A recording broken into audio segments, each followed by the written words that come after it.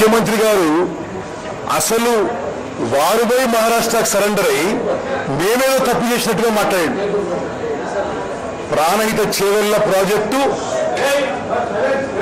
152 మీటర్లపై design అయి 13 అనుమతులు పొంది జాతీయ హోదా వచ్చే స్టేజ్లో మీరు అకారణంగా పోయి మహారాష్ట్రకి సరెండర్ అయి 152 మీటర్ల హైట్ని 148 తగ్గడానికి ఒప్పుకొని తెలంగాణ భావితరాన్ని తాకట్టు పెట్టి నష్టం చేసిన విషయం మేము మరోమారు మనం చేస్తాం. ముఖ్యమంత్రి స్థాయిలో ఉన్న వ్యక్తి ప్రతిపక్షాల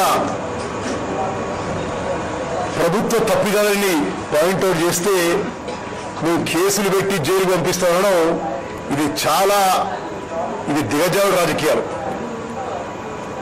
స్పష్టంగా చెప్తున్నాం, మీరు ఏ బెదిరింపులు ఏ విధంగా భయపెట్టదలుచుకున్నా ఎవరుగా భయపడడానికి సిద్ధంగా లేడు. నేను వ్యక్తిగతంగా చెప్తున్నాను, భారతదేశానికి భారత సరిహద్దుల్లో పాకిస్తాన్ చైనా బార్డర్లో భారతదేశానికి ప్రాణాలు ఫలంగా పెట్టి సర్వీస్ చేసిన వ్యక్తిని. మీ చిల్లర మాటలు ఇంకెవరికైనా చెప్పుకోండి, మాకు చెప్పొద్దని చెప్పి మనం చేస్తాం. టీఆర్ఎస్ ప్రభుత్వం ఈరోజు నిప్పులాగా పనిచేస్తూ ఉంది.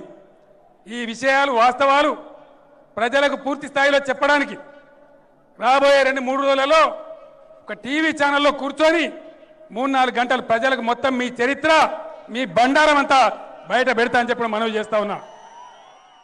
మీరు అనుకుంటా ఉన్నారు